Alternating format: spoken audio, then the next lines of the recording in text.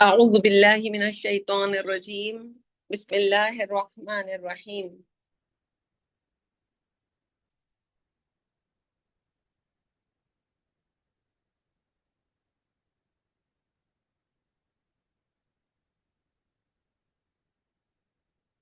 رب اشرح لي صدري ويسر لي أمري واحلل عقدة من لساني يفقهوا قولي ربي يسر ولا تعسر وتمم بالخير اللهم ربنا ألهمنا رشدنا وأعذنا من شرور أنفسنا اللهم أرنا الحق حقا وارزقنا اتباعه وأرنا الباطل باطلا وارزقنا اجتنابه آمين يا رب العالمين سبحانك لا علم لنا إلا ما علمتنا وعلى الله توکلنا.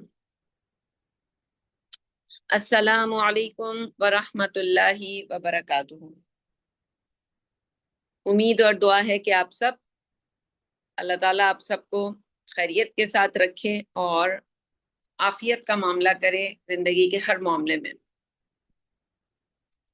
تلبیس ابلیس ہم یہ کتاب پڑھ رہے ہیں، اور تلبیس اصل میں ویسے تو لباس کہتے ہیں کسی چیز کو ہم چھپانے کے لیے، کسی چیز کے عیب بھی چھپائے جاتے ہیں، اس سے مختلف تغیرات زمانہ سے بچایا بھی جاتا ہے، سردی گرمی جیسے ہم لباس پہنتے ہیں.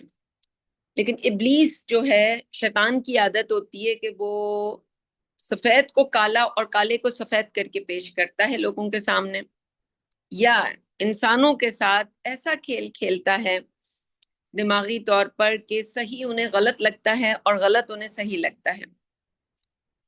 اور یہ ایک اللہ تعالیٰ کا بہت بڑا احسان ہوتا ہے کسی انسان کے اوپر کہ اس کو کالا کالا نظر آئے اور سفید سفید نظر آئے. یعنی شیطان کا یہ جو حربہ ہے کہ وہ صحیح کو غلط بنا کے پیش کرتا ہے، اس سے اللہ تعالیٰ کسی کو بچا لے. یہی تعوذ ہے، ہمیں بار بار پڑھنے کو تلقین کیا گیا ہے، اور خاص طور پہ کہا گیا ہے کہ فَإِذَا قَرَأْتَ الْقُرْآنَ فَاسْتَعِذْ بِاللَّهِ مِنَ الشَّيْطَانِ الرَّجِيمِ.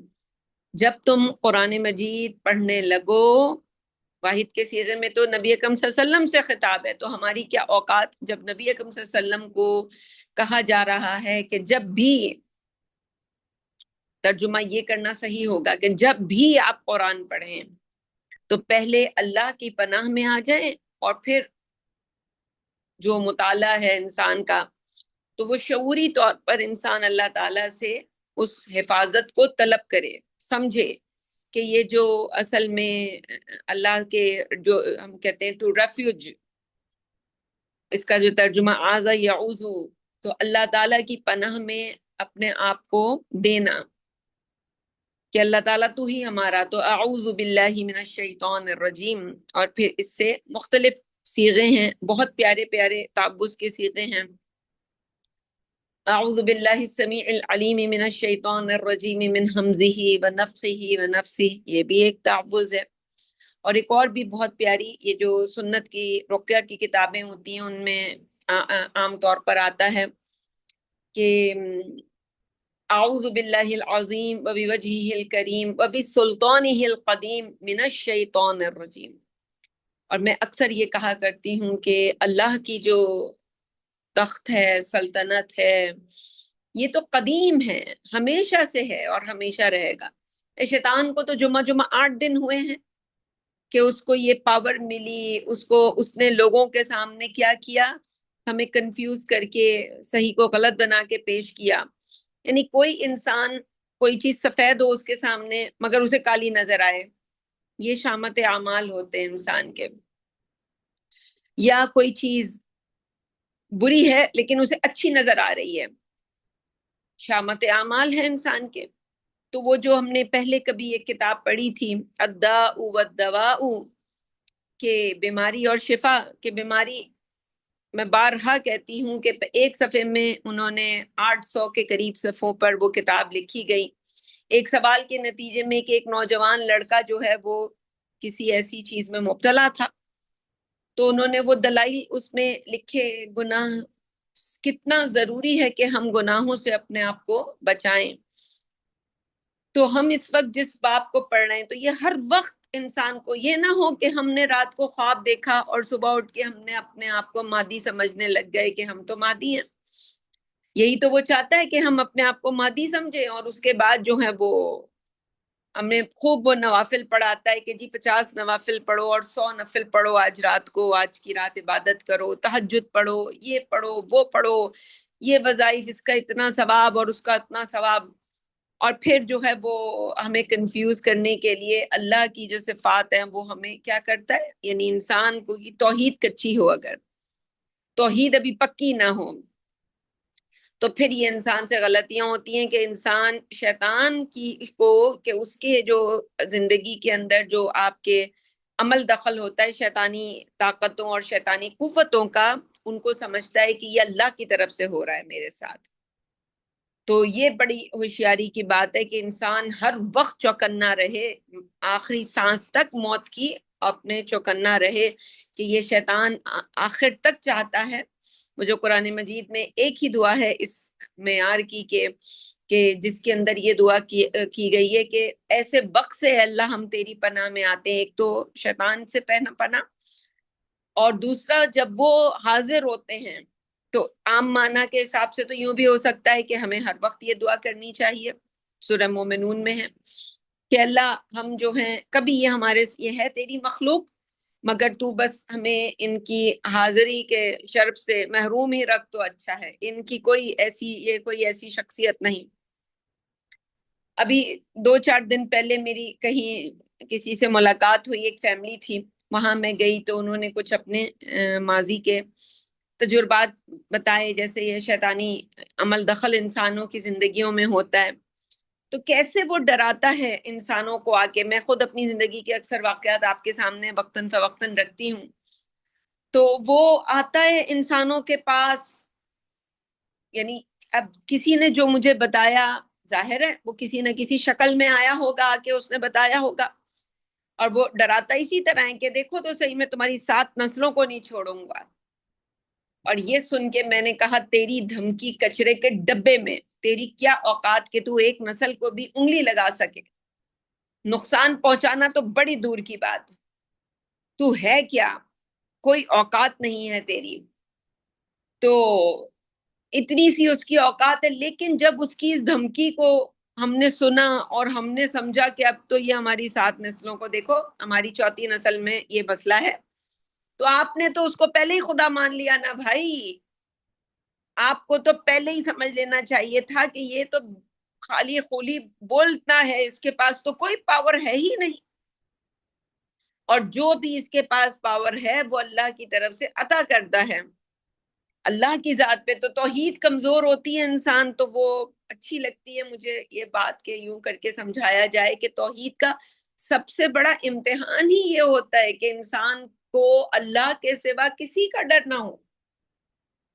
ایک تو یہ ہے کہ اللہ کے سوا کسی کی عبادت نہ کی جائے، اللہ کے سوا کسی کی بندگی نہ کی جائے، اللہ کے سوا کسی سے دعا نہ کی جائے، لیکن اللہ کے سوا کسی کا ڈر بھی نہ ہو. بھائی آ جائے ابلیس، آ جائے اپنے لاؤ لشکروں کے ساتھ، آ جائے ایلینز لے آئے، اور جتنی اس کی مختلف قسم کی جو طاقتیں ہیں، قوتیں ہیں، ساری جو وحشی ہیں، سب کو لے آئے اپنے ساتھ، لیکن وہ کسی ایک انسان کا بال بھی بیکا نہیں کر سکتا. اس کی تو کوئی اوقات ہی نہیں، نسلوں تک جانا تو بہت دور کی بات. تو جب ہم کسی کی دھمکی سن کے یہ سمجھ بیٹھتے ہیں کہ یہ تو اس کی دھمکی کا اثر ہے، میری اگلی نسل میں یہ بچوں کو یہ مسائل ہیں، تو آپ نے تو اس کو معبود مان لیا بھائی. اس کی کیا اوقات کہ وہ ایک نسل تو کیا اگلی کسی نسل کو ٹچ بھی کر سکے. اللہ پر یقین ہو انسان کو. تو اس طرح ڈراتا ہے وہ آ کے انسانوں کو. اس بات سے میں بالکل بھی وہ نہیں ہوں کہ ایسا نہیں ہوا ہوگا. وہ کسی انسان کے پاس وہ آتا ہے، انسانوں کو دیکھتا ہے، انسانوں کو، لیکن اس کی دھمکیاں کچرے کے ڈبے میں، اور جیسے وہ ہم کہتے ہیں ٹوائلٹ کے فلش میں، ایک بٹن دبا کے فلش کر کے یہ گئی وہ گئی اس کی دھمکی. کون ڈرتا ہے اس سے؟ لے آئے اپنے فوجوں کو. تو لیسا ان عبادی لیسا علیہم سلطان، جیسے قرآن مجید میں آتا ہے کہ میرے جو بندے ہوں گے ان پر تیرا کوئی بس نہیں چلے گا. تو لے آ اپنے لشکر، لے آ. وہ جو ہے قرآن مجید میں کہ وَاسْتَفْتِهِمْ वस्तफ़्ज़िज़ मन इस्तताअत मिनहुम बिसौतिका वाजलिब अलैहिम बिखैलिका वरजलिका वशारिकहुम फिल अम्वाली वल औलाद। कर रहा है वो जो कर रहा है, करता रहे। कोई नहीं डरता उससे, कोई नहीं डरता उसकी धमकियों से, तो कभी नहीं डरना चाहिए। खास तौर पे हमारे यहाँ जिन घरों में ऐसे हालात वाकयात रहते हैं कि बीमारियां होती हैं। अब ये पूरी एक अलग कहानी है कि हमारे घरों में सुकून चैन क्यों नहीं है, हमारे बच्चों की जिंदगियों में अफरा तफरी क्यों है। यकीनन शैतान है, लेकिन इसका मतलब ये नहीं है कि उसने किसी एक नस्ल में जब धमकी दी थी तो उसकी धमकी की वजह से नहीं। ये अल्लाह ने इस तरह से, ये हमारी शामत अमाल है। आज हम में से तमाम घर वाले बैठकर एक ही वक्त में, अगर किसी घर में भी ऐसे मसाइल हो, सब घर वाले बैठकर सोचें हम कौन सा ऐसा काम कर रहे हैं जिसकी वजह से अल्लाह ताला हमारे हमारे ऊपर, अल्लाह ने इतनी कमतर मखलूक को जिसको जलील करके निकाला गया हो, जिसे कहा गया कुरान मजीद में मिनस सागिरीन, उन लोगों में है तू जो छोटा हुआ। ये वो अपनी जो है नस्ल को लेकर आ रहा है और उससे हम डर रहे हैं। तो इंसान तो, लेकिन कुछ ना कुछ तो इंसान ने किया ही होता है जिसकी वजह से ये इंसानों के ऊपर हावी हो जाते हैं, आके धमकियां भी देते हैं, और उनकी धमकियों से हम डर के चौथी नस्ल बता रहे होते हैं कि आज हमारी चौथी नस्ल इसकी वजह से। नो, उसका कोई अमल दखल नहीं है, उसके पैर के जूती के नीचे इसकी धमकियां।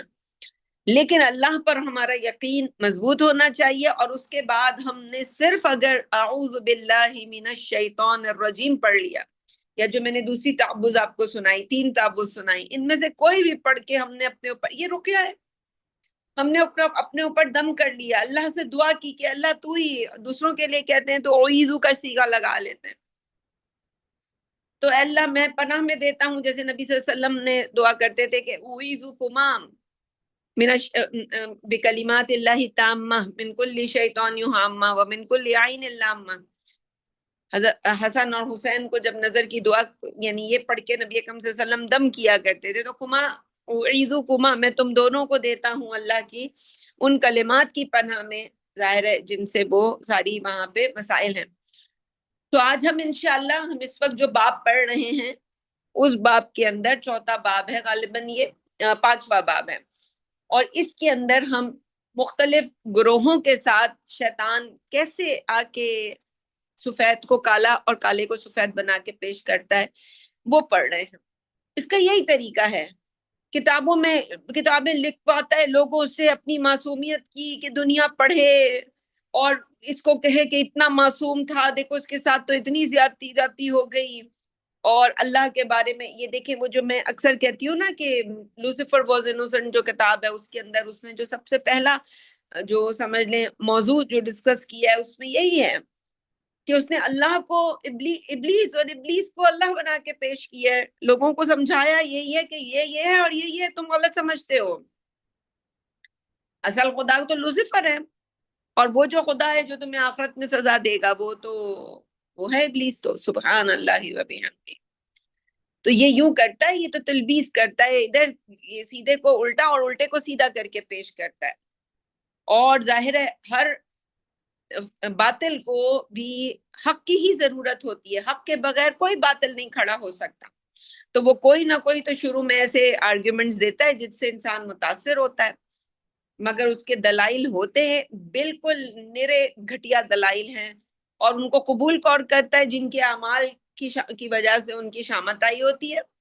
तो इसलिए बहुत जरूरी है कि हम हर वक्त अल्लाह की पनाह में रहें, वुजू की हालत में रहें, अज़कार सुबह शाम के, तो हम उसे कहते हैं सुबह शाम के, मुराद ये है कि हमारी जबान पे हर वक्त अल्लाह का जिक्र रहे, अल्लाह के कलेमात की पनाह तलब करते रहें, जिस वक्त जिस कलमे की जरूरत है उस वक्त उस कलमे का जिक्र किया जाए। तो खैर हम किताब में आगे बढ़ते हैं, और बुत परस्तों पर जो तलबीस में इब्लीस का बयान, अब इसको हम आगे पढ़ेंगे इंशाल्लाह। जाहिर है बुत परस्ती तो जमाना कदीम से चली आ रही है और ये एक बहुत ही पुराना मजहब है।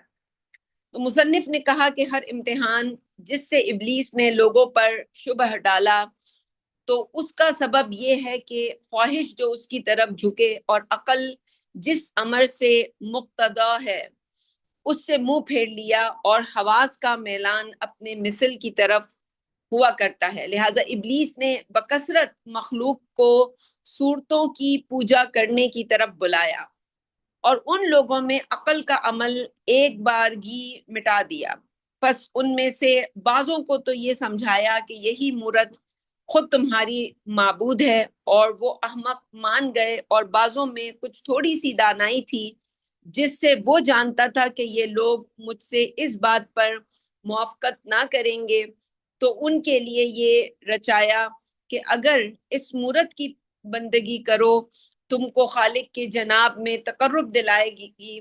چنانچہ قرآن مجید میں ان کا مقولہ ہے کہ ما نعبدهم الا لیقربونا الی اللہ زلفا، ہم ان کو نہیں پوچھتے مگر اس لیے کہ اللہ تعالیٰ کے نزدیک یہ ہم کو تقرب دلائیں۔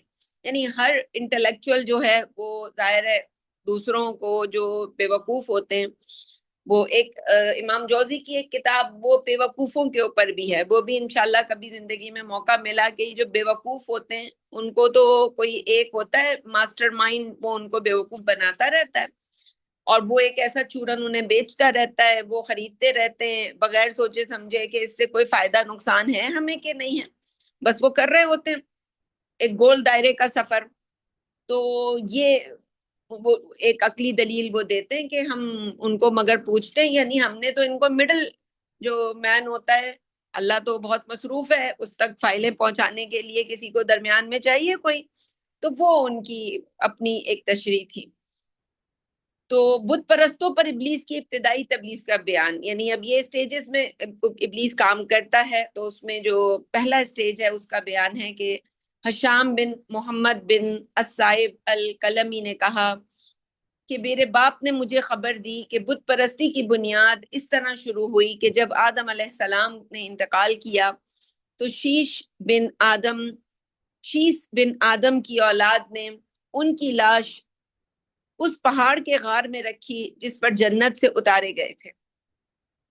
وہ پہاڑ سرزمین ہندوستان میں ہیں اور اس کا نام نوز ہے، اور وہ روئے زمین کے پہاڑوں سے زیادہ سرسبز ہے۔ حشام نے کہا پھر میرے باپ نے مجھے خبر دی بروایتا عن ابی صالح بن ابن عباس کہ ابن عباس رضی اللہ عنہ بیان کرتے تھے کہ شیس کی اولاد اس پہاڑ کے غار میں آدم کی لاش کے پاس جایا کرتی، جب اس کی تعظیم کرتے تو اس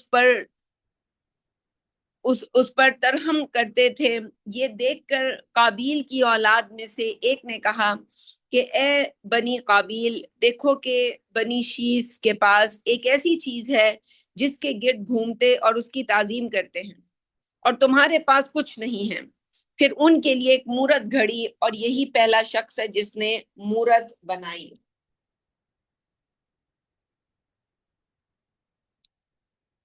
حشام نے کہا میرے باپ نے مجھے خبر دی کہ ود، سواع، یغوث، یعوق اور نصر، یہ جو سورہ نوح میں ان پانچوں کا ذکر ہے بتوں کا، یہ سب بندگان صالح تھے۔ ایک ہی مہینے میں سب نے انتقال کیا، تو ان کی برادری والوں نے ان کی وفات کا ان کی برادری والوں کو ان کی وفات کا بڑا صدمہ ہوا۔ پس بنی قابیل میں سے ایک نے کہا کہ اے قوم، کیا تم چاہتے ہو کہ میں ان کی صورتوں کی 5 مورتیاں تم کو گھڑ دوں؟ جیسے ہمیں بھی فری میں کوئی ہماری لیبر کا کام کر دے تو ہم تو اس کو کھانا بھی دیتے ہیں اور پھر چائے بھی پلاتے ہیں اور پھر اس کے آرام کا بھی خیال کرتے ہیں، بار بار ٹھنڈا پانی پوچھتے ہیں، بھئی لیبر نہیں لے رہا آج تو مزدوری ہے، جو اسکل ہے کوئی بڑا ہی ہو، اور کوئی جو ہے وہ لکڑی کی بھی بنتی ہے مورتیاں، اور کوئی جو ہے جی وہ میسن جسے کہتے ہیں وہ ہو، اور اسی طرح کوئی اور ہو تو ہمارے لیے تو وہ بڑا، جب ہمیں ضرورت ہوتی ہے تو وہ ایسا ہی کچھ وہاں پہ بھی چکر چلایا ہوگا ابلیس نے۔ تو یہ ایسے ہی نہیں ہوتا کہ ابلیس ہمارے دل میں خیال آتا ہے کہ چلو بھائی بیچارہ بھائی کو کھانا کھلا دیا جائے، بھائی آپ کھانا کھائیں گے، تو وہ بھائی جو ہے وہ پھر بھائی ہو جاتا ہے۔ کیا بات ہوتی ہے ایسے بھائی کی؟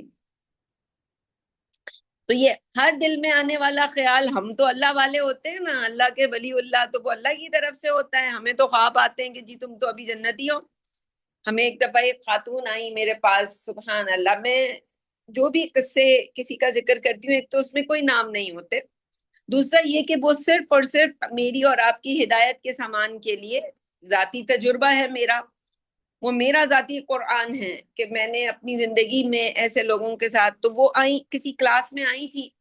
اب وہ ایک دن عربی کی جب کلاس ہوتی تھی ہمارے ہاں، ابھی ان دنوں میں تو ملتوی ہیں کلاسز، لیکن انشاءاللہ اللہ نے چاہا تو ضرور دوبارہ اللہ تعالیٰ اس دروازے کو اس سے بھی اچھے طریقے سے کھولے گا. تو وہ جب آئیں تو ایک دن انسان آتا ہے بڑے ذوق و شوق سے، اکثر ہمارے پاس ایسے ہی لوگ آتے تھے کہ جی وہ سننا ہوا بہت ہوتا تھا نائلہ بجی کی عربی کی کلاسوں کا، کہ جو آتا تھا وہ سیکھ کے چلا جاتا تھا، تو لوگ تو بڑے متاثر ہوتے تھے کہ بچے بھی سیکھ رہے ہیں، بھائی کر کیا رہی ہیں یہ، لگتا تھا لوگوں کو ہم جادو وادو کوئی کر رہے ہیں. اس وقت تو خیر میں کوئی عملیات کا کام کرتی بھی نہیں تھی. تو خیر وہ بڑے اس سے آئیں، آ کر جی ایک کلاس لی، پھر وہ ذرا گھر جا کے میسج آتا ہے، میسج میں تھوڑی تعریف ہوتی ہے، میں بالکل نہیں جواب دے رہی ہوتی میسجز کا. ان دنوں میں تو ظاہر ہے حالات زندگی الگ ہیں، تو میں کچھ تھوڑا بہت لوگ میسج کرتے ہیں تو جواب دے دیتی ہوں. ان دنوں میں ذرا دماغ زیادہ خراب تھا، تو ہمارے بھی دماغ کو ٹھیک کرنے کے لیے ذرا ہمیں بھی اٹخا پٹخا جاتا ہے، ذرا ہم بھی دماغی طور پر اپنی جگہ پہ آئیں. تو خیر انہوں نے پھر ایک دن، ابھی کلاس چھوڑنی تو تھی انہوں نے، کیونکہ اب یہ محنت عربی کو سیکھنا روز آنا، بھائی وہ پھر میں سوالات کرتی ہوں، جملے بنانے کو دیتی تھی، لائیو ہو رہا ہے سب کچھ، کوئی ریکارڈڈ چیزیں نہیں ہیں. تو پھر انہوں نے منع تو کرنا ہے کہ کلاس سے جانا ہے، لیکن اس سے پہلے انہوں نے مجھے اپنا خواب بھیجا، طویل خواب، اور خواب میں وہ بس جنت کی سب سے بڑی سردارنی بنی ہوئی تھی. بس پھر وہ خواب میں سب کچھ ثابت ہو جاتا ہے، اس کے بعد جو ہے وہ کلاس کی کیا ضرورت ہے، پھر کلاس بھی گئی. یوں کر کے شیطان آتا ہے ہمیں پہلے تو میں دکھاتا ہے، بھائی تم تو جنتی رضی اللہ تعالیٰ عنہم ورضوان، تمہاری تو یہ حالت ہے، تو پھر تمہیں پرواہ نہیں کرنی چاہیے، تمہیں نہیں سوچنا چاہیے کہ بھئی تمہارے لیے اتنی محنت کی تمہیں کیا ضرورت ہے کہ قرآن کو سوچ سمجھنے کے لیے تم اپنے دن رات لگاؤ، اور وہ بھی نائلہ باجی ٹائپ کی کسی ٹیچر سے تم پڑھو. ہمیں تو لگتا ہے، وہ ایک بہن آئی ایک دفعہ کہتی ہیں یہ بڑی عجیب ٹیچر ہے، یہ ہمیں پھینٹی لگا لگا کے پڑھا رہی ہیں، ہم تو جہاں جاتے ہیں وہاں لوگ ہمارے ہاتھ جوڑتے ہیں. تو بھائی ہم ایسے ہی ہیں. تو خیر اللہ تعالیٰ کا شکر ہے، ایسی حالات میں اللہ نے بڑی توفیق دی، بہت لوگوں نے عربی سیکھی، بہت لوگوں نے تجوید سیکھی، بہت لوگوں نے قرآن مجید پڑھنا سیکھا. یہ اللہ کی بہت بڑی توفیق تھی. ہمیں وقت نہیں پتا ہوتا ہمارے پاس کتنا وقت ہے کام کرنے کا. ہم یہ سمجھتے ہیں کہ جو کام بھی ہم اس وقت زندگی میں کر رہے ہیں وہ شاید ہم زندگی میں ہمیشہ کرتے رہیں گے، ایسا نہیں ہوتا. اللہ کو پتا ہوتا ہے کہ ہمارے پاس وقت ہے. اچھا، کیونکہ شیطان بھی جانتا ہوتا ہے انسانوں کے اندر کی انرجی کو جانتا ہوتا ہے. وہ یہ جانتا ہوتا ہے، فرض کریں جیسے میں ہوں، میری انرجی ہے، ابھی مجھے تو نہیں پتا تھا کہ ابھی میں 52 سال کی ہوں، اور تو 52 سال کی عمر میں میری انرجی کیا ہوگی مجھے نہیں پتا تھا. میں ابھی 20-21 سال کی لڑکی ہوں، مگر وہ جانتا ہے کہ یہ جو 20-21 سال میں جو کچھ یہ کر رہی ہے، یہ 52 سال کی عمر میں یہ یہاں پہنچے گی. ہی نوز. اس کی جو کیلکولیشن، جیسے ہمارے یہاں بیٹھتی ہیں نا ادارے ہوتے ہیں اور ان میں بڑے ڈپارٹمنٹس ہوتے ہیں جو خاص طور پر یہی ریسرچ کر رہے ہوتے ہیں، ہمیں بتا رہے ہوتے ہیں ہماری جو یہ انویسٹمنٹ ہے یہ 10 سال کے بعد یہاں تک پہنچے گی. تو اسے پتا ہوتا ہے کہ یہ آج 20 سال کی عمر میں، 21 سال کی عمر میں تو خیر اس وقت 18 سال کی تھی جب میں نے، اکثر بتاتی ہوں کہ میں نے قرآن مجید دوبارہ پڑھا. میں تسلی نہیں تھی، میرا پورا محلے والے، میرے سارے فیملی والے میرے خلاف ہیں، مگر مجھے کچھ بھی سمجھ نہیں آ رہا کہ میں یہ کیوں کر رہی ہوں. بس میرے دل میں یہ بات آ گئی ہے، بڑی اس کے لیے مشقت ہو رہی ہے. ایک نوجوان بچی، میں اس وقت بڑی شرمیلی، اب تو میں بہت ہی خطرناک قسم کی عورت ہوں معذرت کے ساتھ، لیکن اس وقت میں بہت معصوم سی ہوا کرتی تھی. اب وہ ایک معصوم سی بچی ہے، اس کو قرآن سے محبت ہے، اور اس کو سمجھانا نہیں آتا کسی کو کہ مجھے قرآن سے محبت ہے.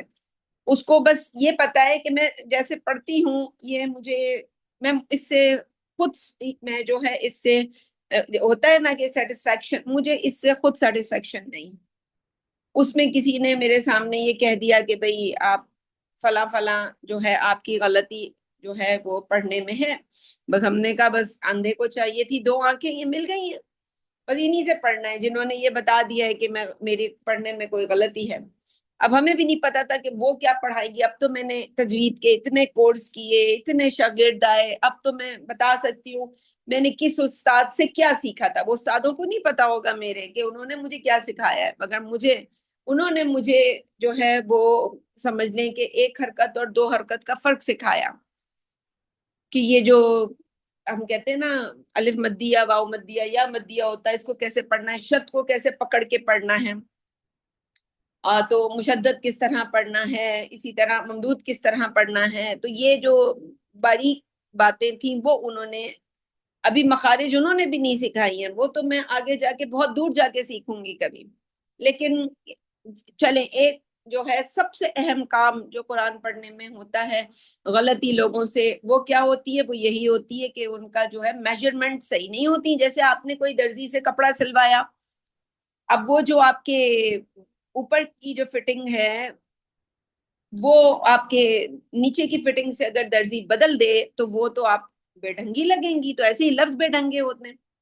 ہم بڑے بڑے داڑھی والوں کو، بڑی بڑی خواتین میرے پاس آئیں، اپنا قرآن جب انہوں نے کھولا تو یہ 1 حرکت 2 حرکت کا فرق نہیں آتا ہوتا. تو یہ اللہ کا احسان کہ وہ جی ابھی میں 17-18 سال کی ہوں، وہیں پہ یہ میری اصلاح ہوگی. تو شیطان جان رہے نا مجھے کہ یہ لڑکی جو 17 سال کی عمر میں یہ کر رہی ہے، گھوڑا گاڑی لگا کے جاتی ہے، لوگوں کی جو ہے، مجھے نہیں پتا، ابھی مجھے ڈرا رہا ہے. وہ بڑے اس نے اس زمانے میں ڈرانے کے طریقے اختیار کیے. اب ہمیں سمجھ آتی ہیں ساری کہانیاں، جب ہم یہ اب میچور ایج میں آئے، لوگوں کے ساتھ اس کی تلبیس پڑی تو ہمیں سمجھ آیا کہ اوئے ہوئے ہوئے کتنا ڈرتا تھا یہ مجھ سے کہ میں یہ نہ کر لوں اور بھی نہ سکھانے لگ جاؤں. لیکن دیکھو اس کا وہ جو کہتے ہیں نا، ہم بھی کہ مجھے ڈر تھا کہ یہ نہ ہو جائے. جیسے یعقوب علیہ السلام نے کہا تھا کہ کہیں تجھے بھیڑیا نہ کھا جائے، وہ کھا گیا بھیڑیا، بھائیوں نے کہا. تو شیطان کے کام ایسے ہوتے ہیں، بندہ ڈرتا ہے کہ یہ ہو نہ جائے اور وہ ہو جاتا ہے. اسی لیے کہتے ہیں کسی کو مشکل میں دیکھیں تو دعا آنی چاہیے کہ الحمدللہ الذی عافانی مما ابتلاک بہ وفضلنی علی کثیر ممن خلق تفضیلا. ہر چیز کوئی ذکر کرے اپنے کسی مسئلے کو تو انسان اللہ کا شکر ادا کرے کہ اللہ. تو یہ ہے صبح شام کے اذکار. یہ ہے شیطان کی جو اس کی نظر دور بینی.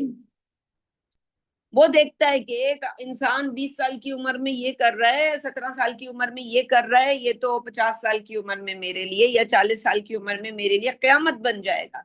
تو اس کو یہیں سے توڑنا شروع کرو، اسے ڈرانا شروع کرو. وہ دیکھتا ہے یہ نہیں ڈر رہا، پھر وہ مختلف طریقے دنیا میں اسے مصروف کرتا ہے، ڈھونڈ کے لاتا ہے دنیا کا کوئی بہت بڑا فرعون، اس کے ساتھ اس کی شادی کرواتا ہے کہ اب یہ فرعون ہی اس کو ٹھیک کرے گا، یہ تو بندہ کسی کے ہاتھ میں نہیں آ رہا. پھر پتہ چلتا ہے کہ وہ وہاں سے بھی ہاتھ سے کسی طرح نکل گیا. تو بڑی اس کی پلاننگ پکی ہوتی ہے، اور اتنی پکی پلاننگ ہوتی ہے اور اتنی پکی میجرمنٹ، جیسے اللہ کے اندازے ہوتے ہیں قدر کے، اس کے بھی انسانوں کے بارے میں 100% صحیح ایکیوریسی ہوتی ہے. اور جتنی محنت یہ کرتا ہے دن رات کہ اس بندے کو اس مقام تک میں نے پہنچنے نہیں دینا. ہم یقیناً اس سے بہت پیچھے رہ جاتے ہیں اس کے حملوں کی وجہ سے، لیکن پھر بھی اللہ کی عطا ہوتی ہے کہ پھر بھی انسان اگر 50% بھی، یہی وہ ہے شاکلہ کا کانسیپٹ قرآن کا، کہ ہر انسان کے اندر اللہ تعالیٰ نے ایک ایسٹیمیٹڈ جو ہے وہ پاور رکھی ہے کہ یہ اس کے اندر پازیٹیو کام کرنے کی اتنی صلاحیت ہے یا نیگیٹو کام کرنے کی اتنی جو ہے اس کے اندر کیپیسٹی ہے. اور انسان بڑی محنت کر کے جو اچھے کاموں کی کیپیسٹی تھی اس سے زیادہ کر گیا، بہت کام کیا. اس نے بڑوں کی دعائیں مل گئیں، اس نے لوگوں کی مدد کی، اس نے فی سبیل اللہ کے لیے دین کا کام کرنا شروع کیا. اللہ نے اس کو اور جو ہے ترقی دی. تو ہمیں اس وقت نہیں پتا تھا، جوانی میں یہ پتا نہیں تھا کہ کبھی ہم عربی پڑھائیں گے. جب عربی پڑھا رہے تھے یہ پتا نہیں تھا کہ ایک خاص وقت تک پڑھائیں گے. میں مستقل کہہ رہی ہوں کہ میں ستمبر سے شروع کروں گی، مگر میں کیا کروں گی یہ مجھے نہیں پتا، یہ اللہ جانتا ہے. اور شیطان کی ایسٹیمیشن میں کچھ نہ کچھ ہوگا کہ اس نے یہ، لیکن میں کچھ بھی نہیں جانتی. میں تو اپنے حساب سے یہی کہوں گی کہ جو میں کرتی آئی ہوں میں شاید یہی کروں گی. باقی دیکھتے ہیں کہ اللہ جب وہ وقت لائے گا تو خیر ایسے کرتا ہے. وہ جب لوگوں کے میسیجز ہمارے پاس آتے ہیں تو ہمیں پتہ چلتا ہے کہ اچھا اس نے فلاں بندے کو اس طرح توڑا، ایسا خواب دکھایا، آپ کو جنت کی حور بنایا، اور اس کے بعد جو ہے آپ سے کہا بھئی اب کام کرنے کی ضرورت کیا ہے تمہیں، موجے کرو، گھر میں بیٹھو آرام کرو. تو ویسے ہی انسان آدھا مر چکا ہوتا ہے، وہ اس طرح، یعنی آپ چل کے آ گئی تھی، کوئی آپ کی نیکی تھی جو آپ کو وہاں سے چلا کے یہاں لے آئی تھی. اب انسان کیا سمجھتا ہے، میرے لیے دعا کریں، جو میرے حق میں اچھا ہو وہ ہو جائے. یہ تو دعا کرنا ہی فضول ہے بھائی. حق میں اچھا اس کے سوا کچھ نہیں ہو سکتا کہ جب تمہیں اللہ تعالیٰ کی توفیق سے تم ایک نیک کام تک پہنچ گئے، اس نیک کام کی برکت دوسروں کی زندگیوں میں دیکھو. تمہیں 10 لوگ بتانے والے ہیں کہ ہم نے عربی سیکھ لی، ہمیں قرآن، اپنی لوگ تمہیں وٹنس کر رہے ہیں، پھر بھی تم بغیر سیکھے چلے گئے. تمہارے وہ کہتے ہیں نا اف لکم فلم تعبدون من دون اللہ، قرآن کی زبان میں اف ہے تم پر. پھر تم تو اس کو پہچانے کہ یہ کیا کرتا ہے، کس طرح ہم سے آپ کے صرف دعا کرنے سے حلال روزی کے دروازے وہ نہیں کھولے گا. جب آپ کے وہ جاب کی سلیکشن کا وقت آئے گا نا، تو ایک ہوگی حلال اور 50 اپارچونٹیز ہوں گی جو حرام ہوں گی، اور وہ سب اتنی آسانی سے حاصل ہونے والی ہوں گی، ٹھنڈی ٹھنڈی، ان میں لوگوں کی طرف سے عزت بھی مل رہی ہوگی. لیکن یہ جو ایک حلال ہوگی، یہاں تو آپ جائیں گے ایک ادارے میں، نادرا کے آفس میں، وہیں آپ کی جو ہے وہ بس ہو جائے گی. آپ کہیں گے آ کے جی یہ ہمارا سسٹم دیکھو، یہ حکومت کو دیکھو، یہ اس کو دیکھو، یہ اس کو دیکھو. بس ہم یہ کہہ کے اپنے لیے دلیل پکڑیں گے کہ یہ کام تو بہت مشکل ہے. نہیں، یہی کام کرنے کا تھا. اللہ آپ سے چاہتا تھا اگر یہ حلال، اس رستے سے حلال کا ملنا ہے، تو آپ کو اس رستے پہ چل کے، اس رستے پہ چلنے کے نتیجے میں ہر مشکل کو برداشت کریں گے، پھر جا کے وہ حلال روزی، وہ حلال دانہ آپ کے منہ تک پہنچے گا، جس کو کھانے کے بعد آپ نے جہاں اللہ سے کہا کہ اللہ میری مدد کر تو اللہ کہے گا یہ لے تیرے لیے 911، یہ رہی تیرے لیے مدد. میں نے خود ابھی ریسنٹلی کل، ماشاء اللہ، اللہ کی زبردست، جو کہنا چاہیے کہ ہمیں تو سمجھ میں بھی نہیں آتا کہ اس کے کیسے ماضی کا، بہت پرانی زندگی کا ایک نیک عمل، جیسے میں آپ سب کو بھی تلقین کرتی ہوں کہ ایسے اعمال ہمارے پاس بھرے ہوئے ہونے چاہیے کہ زندگی کے کسی موڑ پہ ہم کسی جگہ کھڑے ہوں اور ہمارے لیے سارے دروازے بند ہوں، تو ہم اللہ کے سامنے اس عمل کو رکھ کے اللہ سے دعا کریں کہ اللہ میرا یہ عمل میں نے تو تیری رضا کے لیے کیا تھا، مجھے نہیں پتا اس وقت جب میں کر رہی تھی شیطان نے، دنیا داروں نے، کسی چیز کی کوئی ملاوٹ آ گئی تھی، لیکن اب مجھے موقع مل گیا ہے یہ چیک کرنے کا کہ میرا وہ عمل تیرے لیے تھا کہ نہیں. اے اللہ اگر یہ عمل تیری رضا کے لیے میں نے کیا تھا اور تیرے یہاں مقبول ہے تو میری اس مشکل کو دور کر دے. میں حیران کیسے اللہ نے دیر اینڈ دین ہیلپ. اور یہ ہمیشہ ہمیشہ ہمیشہ ہوا. بہت کم ایسا ہوتا ہے کہ کبھی میرے ایسا دل کرے میرا کہ میں اللہ کے سامنے کوئی چیز رکھ کے اللہ سے دعا کروں. لیکن جب انسان اعمال کے اندر اس کے خلوص ہوگا، وہ اللہ کی رضا، بھلے دنیا کو نہ سمجھ آ رہا ہو، پوری دنیا آپ کے اس عمل پر انگلیاں اٹھاتی رہے کہ یہ بیکار تھا، یہ جھوٹ تھا، یہ فریب تھا، یہ تھا، اللہ کو پتا تھا آپ نے کیا کیا. لیکن وہ کوئی بہت بڑی چیز، آپ نے بس 100 نفل پڑھ کے نہ اللہ سے مانگا ہو کہ اللہ یہ 100 نفل نہیں، اس کو نہیں. یہ وہ کوئی ایسا عمل ہوتا ہے کہ بندہ جو ہے وہ اس کے اندر بس آگ کے گڑھے میں وہ اس کو ڈالا جاتا ہے، اور وہ صرف اللہ کے لیے اس آگ میں جلتا رہتا ہے. تو آگ میں جل اور خاک میں مل، جب خشت بنے تب کام چلے. تو شیطان تو ہم سے یہ سارا کوئی اس کی ایسٹیمیشن، تو یہ ہے تلبیس. اس کو سمجھنا ہے. اصل میں کتاب تو پڑھ رہے ہیں، بعد میں یہ کتاب آپ کے پاس ہے، آپ ان صفحات کو بار بار پڑھیں. اصل میں تو یہ سمجھیں کہ ہماری زندگیوں میں کس طرح وہ کھیل کھیلتا ہے. اب وہ سارے لوگ جو کبھی حسرت، اکثر لوگ آتے تھے نائلہ جی اگلے سال جب آپ کورس شروع کریں گی نا پھر میں آؤں گی سیکھنے کے لیے. اچھا بھائی ٹھیک ہے. ہم تو چپ کرتے تھے، ہماری کیا اوقات. ہم تو وہ دکاندار، ایسا دکاندار تھے نا جو اپنے ایک برف بیچ رہے ہیں، لوگوں نے نہیں خریدا، ہماری برف تو پگھل جائے گی، تو ہم تو مجبوری تھی، ہمیں تو ہر حال میں بیچنی ہوتی تھی، ہم تو اٹھاتے تھے یہ بوجھ۔ لیکن دیکھیں ہمیں بھی نہیں پتا تھا کہ یہ ایک وقت مقرر تک اللہ کی، ہم سوچتے رہتے کر لیں گے اگلی دفعہ، لیکن خیر اللہ تعالیٰ جس کے لیے بھی چاہے گا۔ بڑے اچھے اچھے، ہم آج بھی لوگ مجھے جب میسج کرتے ہیں کہ نائلہ باجی کب شروع کری ہیں، تو میں ان سے ہمیشہ کہتی ہوں اللہ سے دعا کرو، اللہ کے پاس استادوں کی کمی نہیں، ایسے اپنے بندوں کی کمی نہیں، جو کبھی آپ بازار سے گزر رہے ہوتے ہیں اور دیکھتے ہیں کوئی انسان نماز پڑھ رہا، تو دل سے کیا نکلتا ہے اسے دیکھ کر کہ اللہ دیکھ تجھ سے لوگ کتنی محبت کرتے ہیں، اپنی دکان پہ بھی تیری عبادت کر رہے ہیں، کام کے لیے اس نے، یہ بزنس کا وقت ہے لیکن نماز اس کی نہ چلی جائے، تجھے وہ یاد کر رہا ہے بندہ۔ تو یہاں آگے بڑھتے ہیں کتاب میں، یہ سب یہاں پہ ہم پڑھ رہے تھے کہ کیسے اس نے بتوں کو، 5 نوح علیہ السلام کی قوم میں 5 برگزیدہ بندے جب وہ مر گئے تو ان کی شبیہ بنائی، ان کی مورتیاں بنائی اور انٹروڈیوس کیا لوگوں میں۔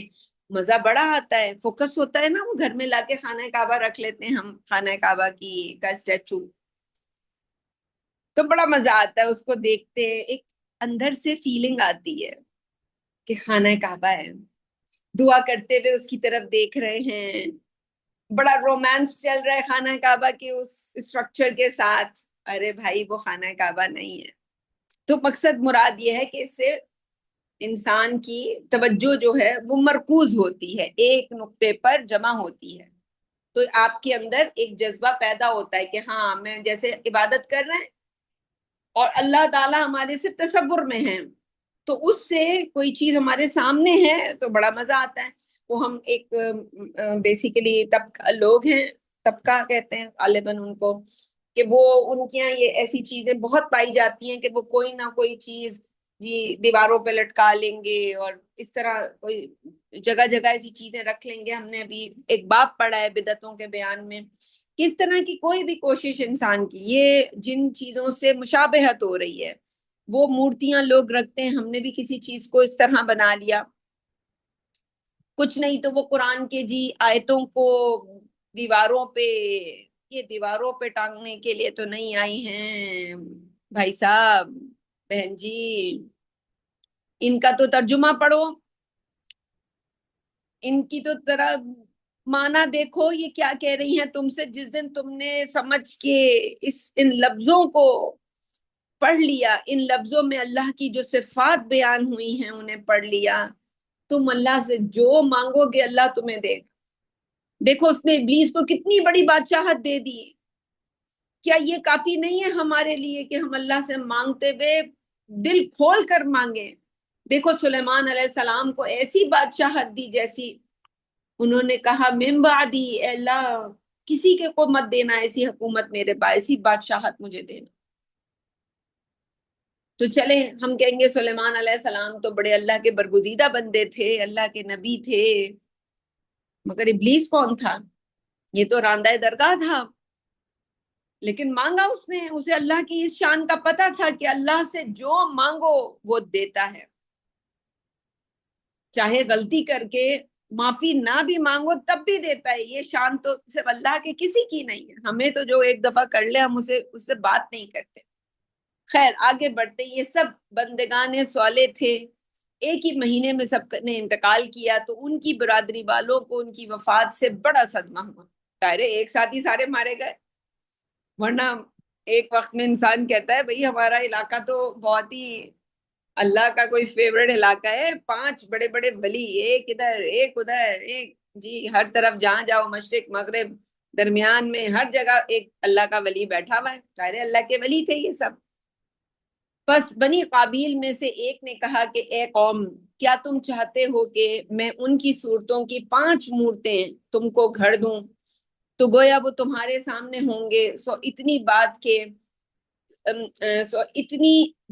کہ مجھے یہ قدرت نہیں کہ ان کی روحیں ان میں پہنچاؤں۔ انہوں نے کہا کہ ہاں ہم چاہتے ہیں، بس اس نے ان کے لیے 5 بت بنا دیے جو ان کی صورتوں کے موافق تھے اور وہاں نصب کر دیے۔ بس آدمی اپنے بھائی و چچا و چچیرے بھائی کو کی مورت کے پاس آتا اور اس کی تعظیم کرتا اور اس کے گرد پھرتا. اس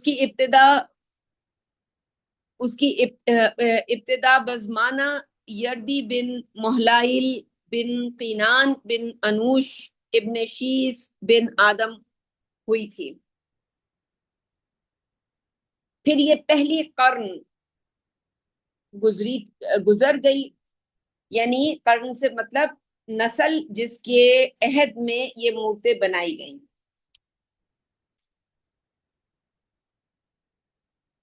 پھر یہ پہلی قرن گزر گئی اور دوسری، یعنی جس سمجھ لیں کہ لوگوں کی جو پوری ایک نسل انسانی جس وقت ایک وقت میں تھی، ایک قرن میں، ایک صدی بھی اسے کہہ سکتے ہیں اس کے اندر، اور دوسری قرن آئی تو اول قرن سے بڑھ کر انہوں نے ان مورتوں کی تعظیم و تکریم کی. پھر ان کے بعد تیسری قرن آئی تو کہنے لگے کہ ہم سے اگلے لوگ جو ہمارے بزرگ تھے بے فائدہ ان کی تعظیم نہیں کرتے تھے، بلکہ اس لیے تعظیم کرتے تھے کہ اللہ تعالیٰ کے نزدیک ان کی شفاعت سفارش کے امیدوار تھے.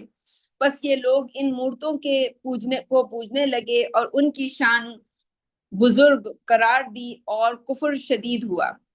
پس اللہ تعالیٰ نے ان کی طرف ادریس علیہ السلام کو رسول بنا کر بھیجا. ادریس علیہ السلام نے ان کو توحید کی طرف بلایا تو انہوں نے ادریس کو جھٹلایا، اور اللہ تعالیٰ نے ادریس علیہ السلام کو مقام بلند میں اٹھا لیا. کلبی کی روایت ابی صالح بن ابن عباس میں ہے کہ بت پرستوں کا معاملہ سخت ہوتا گیا.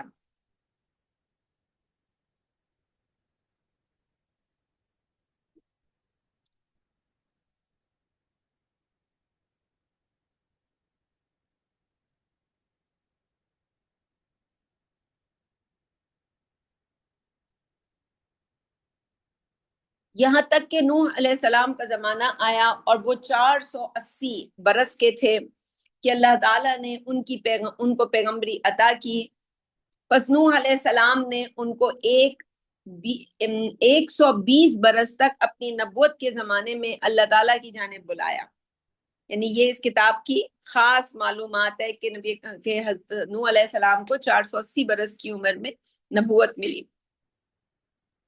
انہوں نے نہ مانا اور نوح علیہ السلام کو جھوٹا ٹھہرایا. پس اللہ تعالیٰ نے نوح علیہ السلام کو حکم دیا کہ کشتی بنا دیں. پھر جب نوح علیہ السلام کشتی بنا کر فارغ ہوئے، اس پر سوار ہو چکے، تو 600 برس کے تھے اور طوفان میں جو غرق ہونے والے تھے غرق ہوئے، اور نوح علیہ السلام اس کے بعد 350 برس تک زندہ رہے. آدم علیہ السلام سے نوح علیہ السلام تک 2200 برس کا فرق تھا، اور پانی کا طوفان ان بتوں کو ایک جگہ سے دوسری جگہ، ایک زمین سے دوسری زمین تک اچھالتا پھرا. شیطان نے کتنی حفاظت کی ہوگی ان مورتیوں کی، یہ سوچنے کی بات ہے. یہاں تک کہ پانی کے تھپیڑوں نے ان کو جدے میں لا کر ڈالا. جب پانی خشک ہوا تو یہ مورتیں ساحل کنارے پر پڑی رہیں، اور ہوا کے جھونکوں سے ریگ بیابان اڑ کر اس قدر ان پر پڑی کہ یہ ریگ کے نیچے دب گئیں. کلبی نے کہا کہ عمر بن لہی ایک کاہن تھا، اس کی کنیت ابو سمامہ تھی، اور ایک جن اس کا موکل تھا. اس نے کاہنوں کے لہجے میں اس سے کہا کہ اجل المسیرہ وزعنا من تہامہ بالسعدی والسلامتی ائتی صفا جدہ تجد فیہا اسناما معدہ فاوردہا تہامتا ولا تہب ثم ادعو العرب الى عبادتہا تجب. یعنی تہامہ سے یعنی یہ کہنا چاہیے سفلی عمل کر رہا ہے، جادوئی جو الفاظ ہوتے ہیں ایسے جو موکل کا لفظ یہاں پہ ظاہر ہے اس وقت ایک نیگیٹو معنی میں استعمال ہو رہا ہے. یعنی تہامہ سے کجاوا کس کے جلد اپنے آپ کو سعد و سلامہ میں پہنچا، پھر جدہ کے کنارے جا، وہاں تجھ کو رکھی ہوئی مورتیں ملیں گی، ان کو تہامہ میں لے آ اور یہاں کے سرداروں سے خوف نہ کھا، پھر عرب کو ان کی عبادت کے لیے بلا. سبحان اللہ. یعنی یہ بتایا جا رہا ہے کہ کیسے وہ 360 بت اللہ کے گھر کو، جس کو ابراہیم علیہ السلام تک پہنچاتا ہے شیطان، پورا اس کا کس طرح کا منصوبہ ہے، تو اس طرح وہ کام کرتا ہے۔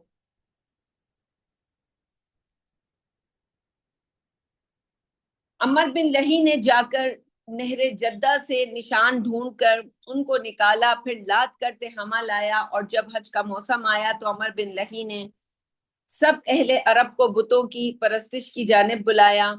پس اوف بن عزرہ بن زیر اللات نے اس کا کہنا مان لیا، پھر اس نے اوف مذکور قود نام کا بت حوالے کیا، وہ ود کو لے گیا اور وادی القرا کے قریہ دومتہ الجندل میں رکھا، اور اسی کے نام سے منسوب کر کے اپنے بیٹے کا نام عبدود رکھا، اور یہی شخص سب سے پہلے اس بت کے نام سے منسوب ہوا۔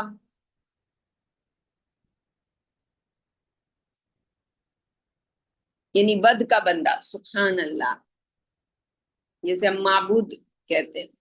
تو اوف نے اپنے دوسرے بیٹے عامر کو اس کے دربان مجاور مقرر کیا۔ اس وقت سے اس کی اولاد برابر اس بت کی پرستش کا دین رکھتے آئے، یہاں تک کہ اللہ تعالیٰ نے اسلام بھیجا۔ کلبی نے کہا کہ محمد سے مالک ابن حارثہ نے بیان کیا کہ میں نے ود کو دیکھا تھا اور میرا باپ میرے ساتھ دودھ بھیجا کرتا تھا کہ یہ لے جا کر اپنے معبود کو پلا، تو میں خود پی جاتا تھا۔ پھر اس کے بعد میں نے دیکھا کہ خالد بن ولید رضی اللہ تعالیٰ عنہ نے اس کو ٹکڑے ٹکڑے کر دیا، جب وہ آخر میں یعنی مدینے میں نبی اکرم صلی اللہ علیہ وسلم جب تھے تو بھیجا تھا انہوں نے خالد بن ولید کو۔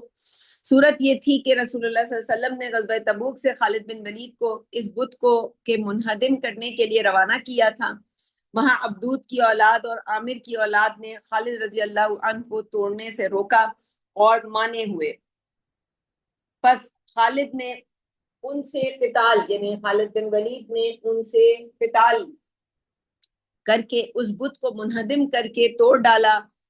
اس لڑائی میں خالد رضی اللہ عنہ نے بنی عبدود میں سے ایک مرد کو قتل کیا تھا جس کا نام قطن بن شریف تھا، تو اس کی لاش پر اس کی ماں یہ کہتی ہوئی دوڑی آئی، یہ اس کا آگے جو مرثیہ ہے، آگاہ رہو یہ الفت ہمیشہ پائیدار نہیں رہتی اور زمانے میں کوئی نعمت باقی نہیں رہے گی، اور پہاڑی بزغالہ زمانے میں نہیں بچتا، اور اس کی ماں چوٹی پر بےتاب ہے۔ پھر اس نے کہا، اے میرے دل و جگر کے جمع کرنے والے، اے کاش تیری ماں پیدا نہ ہوئی ہوتی، نہ تجھ کو جنتی۔ پھر اس کی لاش پر اوندھی گر کر لیٹی اور زور سے ایک نعرہ مار کر مر گئی۔ کلبی نے کہا کہ میں نے مالک بن حارثہ سے کہا کہ بد کی مورت کو ایسی عبادت میں ظاہر کیجئے کہ گویا میں اس کو دیکھ رہا ہوں۔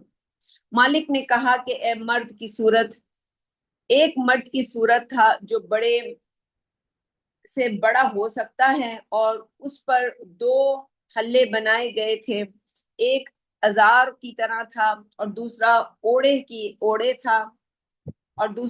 تھا، اور ادھر سے ایک تلوار لٹکائے اور کندھے پر گمان لگائے ہوئے، اور آگے ایک نیزہ بطور جھنڈے کے لیے ہوئے تھا، اور ترکش میں تیر تھے۔ کلبی نے کہا کہ مضر بن نزار نے بھی عمر بن لہی کا کہنا مان لیا، تو اس نے حزیل کے ایک شخص کو جس کا نام حارث بن تمیم بن سعد بن حزیل بن مدرکہ بن الیاس بن مدر تھا، ایک بت دیا جس کو سوا کہتے تھے، اور وہ بطن نخلا کی زمین رباط میں تھا، اور اس کا قرب و جوارم کے مضر اس کی عبادت کرتے تھے۔ چنانچہ عرب کے ایک شاعر کے اشعار سے ظاہر ہوتا ہے، وہ یہ ہیں کہ تو ان کو دیکھے کہ اپنے قبیلے کے گرد عبادت میں ایسے جھکے ہیں جیسے کہ حزیل کے لوگ سوا کے گرد پوجا کرنے کے لیے جھکے رہتے تھے۔ ہمیشہ اس کی درگاہ پر انبار دیکھو کہ ہر ایک راعی کے ذخیرے کے نفائس ہیں۔ کلبی نے کہا کہ مزہج نے بھی اس کا کہنا قبول کر لیا، تو اس نے انعم بن عمر مرادی کو وہ بت دیا جس کا نام یغوث تھا، وہ یمن کا ایک ٹیلے پر تھا۔ مزہج اور اس کے حریف قبائل اس بت کی پرستش کیا کرتے تھے۔ جیسے ابھی اگر آپ سب نے غور سے دیکھا ہے کہ یہ جو ابھی فیفا کا ورلڈ کپ ختم ہوا، اس کے اندر کتنے زیادہ جو ہیں سمبلزم اور اس طرح کی شیطانی، یعنی بچوں کا جو یعنی عمل دخل ظاہر ہے وہ بہت زیادہ آپ کو نظر آئے گا۔ اور یہ زمانہ قدیم سے چلا آ رہا ہے کہ ان بتوں کے ناموں پر، جیسے ہم نے کل پڑھا تھا نا کہ ان ستاروں کے ناموں پر کتنے کبھی قسم کے لوگوں کو کتنی ظلم اور زیادتی کر کے ان کو مارا جاتا ہے۔ تو یہ ابھی بھی یہ جو جتنے بھی ایونٹس آپ کو تو نظر آتے ہیں کہ جی آپ کے نظروں کے سامنے ایونٹ ہو رہا ہوتا ہے ورلڈ کپ کا، فیفا کا، اس میں وہ جسٹن بیبر کا گانا، جی وہ بچے کو گود میں لیا ہوا ہے جو انہوں نے اس کے اوپر، اس میں بچے کی کیا ضرورت ہے۔ پھر اس کے ساتھ جو ایک اور سنگر ہے، اس کے ساتھ نام تو مجھے نہیں پتا اس کا کیا نام تھا، وہ جو اس کے ساتھ ایک میل سنگر تھا بلیک، اس کا نام ہی بچے کے نام پر تھا۔ تو مقصد سارا جو ان کی کہانی ہے شیطانی دنیا کی، یہ بتوں سے ان کا ایک تو تعلق رہتا ہے ہر وقت۔ بت، وہ جو ابھی بال کے بت پر ایران نے، یعنی اسرائیل نے یہ جو جنگ شروع کروائی کس سے، جب ایران نے بت توڑا تھا، ان کا بت کو آگ لگائی تھی۔ اور وہ جو بال کی پوجا جو ہے وہ اب اس وقت جو ہے، اور اس کا ایک پرانا نام بھی ہے ان کی مذہبی کتابوں میں، وہ اس وقت میرے ذہن میں نہیں ہے۔ تو یہ جو بتوں کی پوجا، بچوں کی جو ہے قربانیاں دینا، انسانوں کو اپنے معبودوں کے نام پہ، شیطان یہ چاہتا ہے۔ اور اللہ کی شریعت دیکھو کتنی سیدھی سادی، نہ کوئی ٹیڑھ، نہ کوئی الٹی پلٹی بات۔ آپ کو قربانی کرنی ہے، ابراہیم علیہ السلام سے بھی بس ان کو دیکھنے کے لیے کہ بیٹے کی محبت کہیں اللہ کی محبت سے اوپر تو نہیں چلی گئی ہے، بس ان کا امتحان لینے کے لیے تھا۔ بس ان کی اس سنت کو اب ہم بھی ادا کرتے ہیں ایک جانور ذبح کر کے۔ اور اللہ تعالیٰ نے ہمیں بتا دیا کہ تم جانور ذبح کرتے ہو تو نہ اس کا خون پہنچتا ہے نہ اس کا گوشت پہنچتا ہے، اللہ کے پاس تو تمہارا تقویٰ پہنچتا ہے۔ تو اپنے تقویٰ پہ توجہ دو۔ جب اللہ کے حضور میں کوئی چیز پیش کرو تو دیکھو حابیل اور قابیل کو، ایک کی قربانی اللہ نے قبول نہیں کی تھی، تمہیں لیٹر نہیں آئے گا، تمہیں کیا ہوگا، تمہیں اسی طرح شیطان تمہارے ساتھ کسی موقع پر سفید دیکھنا ہوگا، تمہیں کالا دکھائے گا، وہ شامت اعمال ہوں گے۔ تقویٰ اس لیے بہت ضروری ہے کہ کہیں ہمارے شامت اعمال سے یہ سارا کھیل نہ کھیلے وہ ہمارے ساتھ۔ حمدان نے اس کا کہنا مان لیا تو اس نے مالک بن مرثد بن جسم کو وہ بت دیا جس کا نام یعوق تھا، اور وہ ایک گاؤں میں رکھا گیا جس کا نام خیوان تھا۔ اس کو قبیلہ حمدان اور اس کے یمنی حلیف پوجا کرتے تھے۔ قبیلہ حمیر نے اس کا کہنا مانا تو اس نے ذی رعین کے ایک شخص کو جس کا نام مادی کرب تھا ایک بت دیا اور اس کا نام نصر تھا۔ یہ بت زمین سبا کے موضوع بخا میں تھا جس کو قبیلہ حمیر اور اس کے حلیف دوست پوچھتے تھے اور برابر اس بت کی پرستش کرتے تھے، یہاں تک کہ جب اللہ تعالیٰ نے نبی اکرم صلی اللہ علیہ وسلم کو مبعوث فرمایا تھا تو غلبہ پا کر ان کو ان کے منہدم کرنے کا حکم فرمایا۔ ابن عباس رضی اللہ عنہ نے کہا کہ رسول اللہ صلی اللہ علیہ وسلم نے فرمایا جہنم میرے سامنے کی گئی تو میں نے عمر بن لہی کو دیکھا اور ایک شخص پس قد سرخ رنگ کننجا ہے اور وہ آگ میں اپنی آتے گھسیٹتا پھرتا ہے۔ میں نے پوچھا یہ کون شخص ہے تو مجھ سے کہا گیا کہ یہ تو عمر بن لہی ہے جس نے سب سے اول بحیرہ وسیلہ صاحبہ اور حامی کو نکالا، یعنی یہ وہ ساری جو جانوروں کے جو انہوں نے نام رکھے تھے ان کے اندر جو ان کی بھی خاص خاص صفات پیدا کرتے۔ حضرت اسماعیل کا دین بگاڑا اور عرب کو بت پرستی کی طرف بلایا۔ اب وہ کچھ تشریح ہے کہ بتوں کے نام پر بحیرہ، یہ وہ کان، ایک جو جانور گائیں ہوتی تھی بتوں کے نام پر کان پھاڑ کر چھوڑتے، اور وسیلہ نر مادہ جننے والی یا دو نر کے بعد تیسری مادہ یا برعکس جنتی تو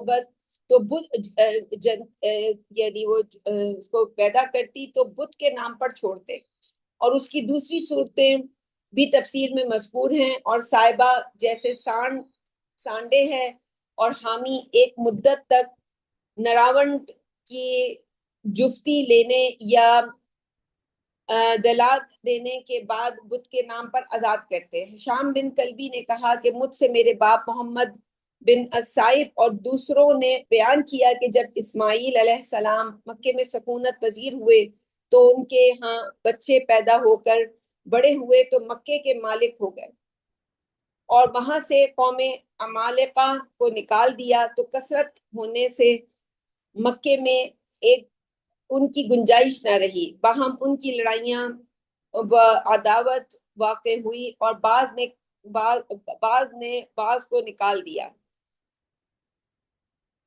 آخر دوسرے بلاد میں پھیلے، اور یعنی شہروں میں پھیلے اور روزی کی تلاش میں نکلے۔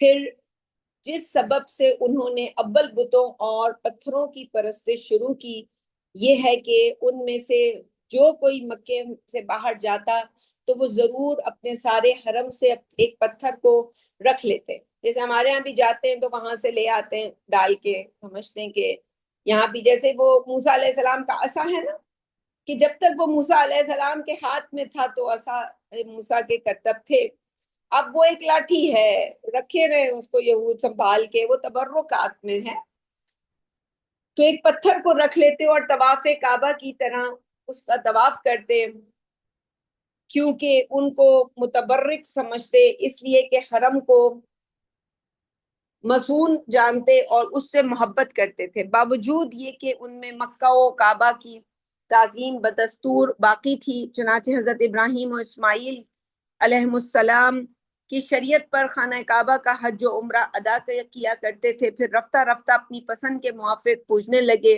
اور طریقہ قدیم کو بھول گئے اور دین ابراہیم و اسماعیل کے بدلے دوسرا دین اختیار کر لیا۔ بتوں کی پوجا کرنے لگے، اور ان کا بھی وہی حال ہوا جو ان سے پہلے امتوں کا ہو چکا تھا۔ انہوں نے وہ بت نکالے جس کو نوح علیہ السلام کی قوم پوجتی تھی، باوجود یہ کہ ان میں بعض امور شریعت ابراہیم و اسماعیل علیہ السلام سے ایسے باقی رہے جن کو نہیں چھوڑا، جیسے بیت اللہ کی تعظیم اور اس کا طواف کرنا، حج و عمرہ اور وقوف عرفات و مزدلفہ اور اونٹ وغیرہ قربانی کا ہدیہ بھیجنا، اور حج و عمرہ کے لیے تلبیہ کہنا۔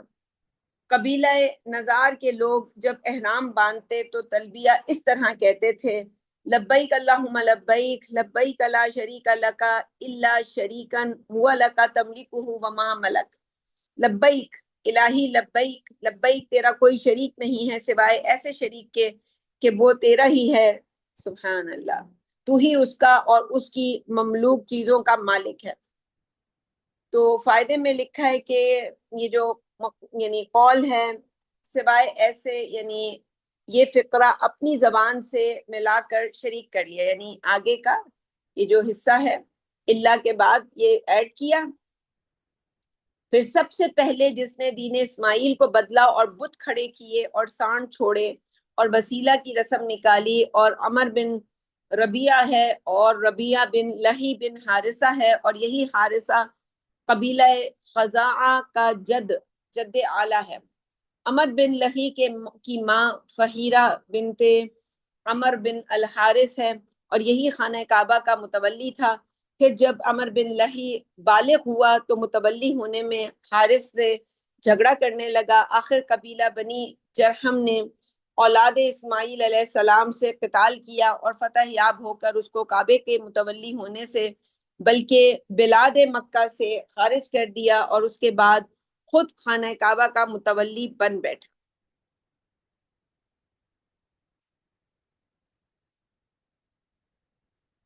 پھر عمر بن لہی سخت بیمار ہوا تو اس سے کہا گیا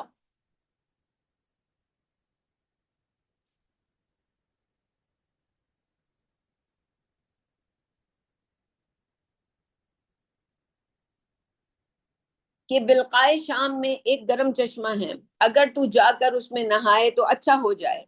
وہ منحوس وہاں جا کر نہایا اور اچھا ہو گیا، اور دیکھا تو یہ کون ہوگا جس نے اس کو بتایا؟ ابلیس ہوگا۔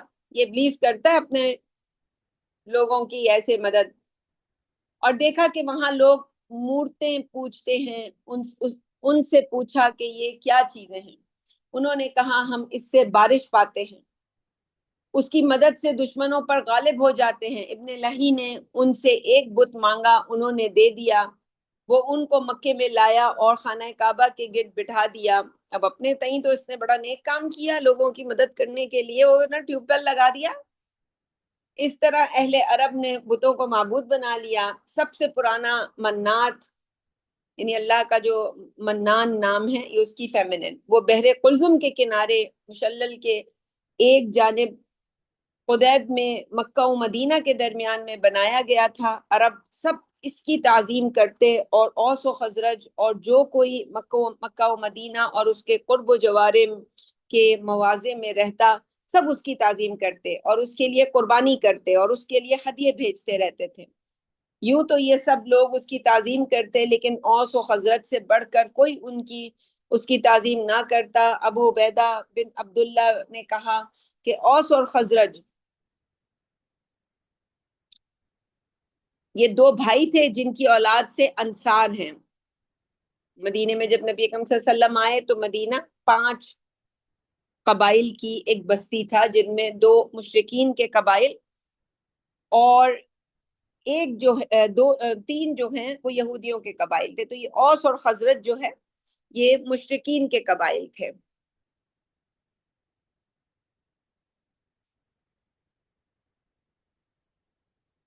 اور جو کوئی ان کے مسلک پر چلتا، خواہ یثرب مدینہ کا ہو، یہ مدینہ کا پرانا نام یثرب ہے، مدینہ تو یعنی بستی کو کہتے ہیں، اور مدینہ النبی یا مدینہ المنورہ، یعنی 2 جو ہیں وہ سمجھ لیں مدینہ النبی، ہم اس کو مضاف مضاف الیہ بنا دیں گے تو یہ بن جائے گا نبی کی بستی، وہ بستی جس میں نبی اکرم صلی اللہ علیہ وسلم ہجرت کر کے آئے۔ اور اس کو مرکب توصیفی میں ڈھال دیں گے، نات منوط کر دیں گے تو مدینہ النبی، المدینہ النبی، لام الف لام اس پہ بھی داخل ہوگا۔ تو مدینہ اب ہم جب کہتے ہیں تو ہمارے ذہن میں یہ آتا ہے کہ مدینہ شاید اس میں علم ہے، تو نہیں، یہ ایک اسم جو ہے نکرہ اسم ہے، اور اس سے مراد کوئی بھی بستی ہو سکتی ہے، اور ال لگا دیں گے۔ اب المدینہ کریں گے، اب ہم اپنی عرف میں، کیونکہ اردو زبان میں ال کے ساتھ نہیں بولا جاتا، اس لیے جو ہے وہ پھر ہم صرف وہ ال ہٹا کے اور مدینہ سے شروع کرتے ہیں، یعنی اردو بولنے والوں کے لیے بھاری ہے کلام حمزہ لام کے ساتھ شروع کرنا، وہ بھی فتحہ کے ساتھ۔ تو خیر، تو یثرب مدینے کا ہو یا دوسری جگہ کا ہو، یعنی اوس اور خزرج کے بارے میں کہا جا رہا ہے کہ اور جو کوئی ان کے مسلک پر چلتا، خواہ یثرب مدینے کا ہو یا دوسری جگہ کا ہو، یہ لوگ حج کرنے آیا کرتے اور ہر موقف میں لوگوں کے ساتھ کھڑے ہوتے، لیکن اپنا سر نہیں منڈاتے تھے جو حلق کروانا ہے۔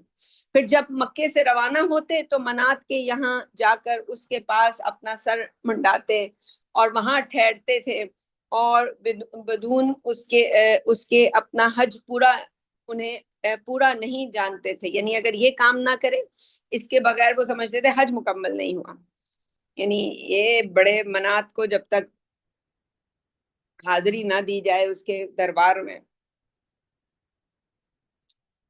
اور بت منات قبیلہ حزیل اور خزاعہ کا تھا۔ فتح مکہ کے سال رسول اللہ صلی اللہ علیہ وسلم نے حضرت علی کو بھیجا، حضرت علی نے اس کو توڑ کر منہدم کیا۔ منات کے بعد لوگوں نے لات کو نکالا تھا، وہ منات کی بنسبت جدید تھا، اور طائف میں ایک بڑے مربع پتھر پر بنایا گیا تھا۔ اس کے دربان قبیلہ ثقیف کے لوگ تھے، انہوں نے ان پر عمارتیں بنائی تھیں۔ قریش کے تمام عرب اس کی تعظیم کرتے تھے۔